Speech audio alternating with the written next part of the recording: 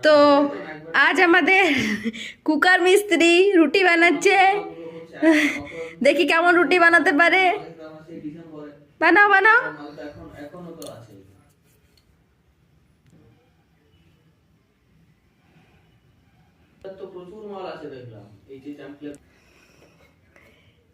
বাহ, কি সুন্দর রুটি বেলেছে, দেখো কি সুন্দর রুটি বেলেছে। বাহ, দারুণ দারুণ।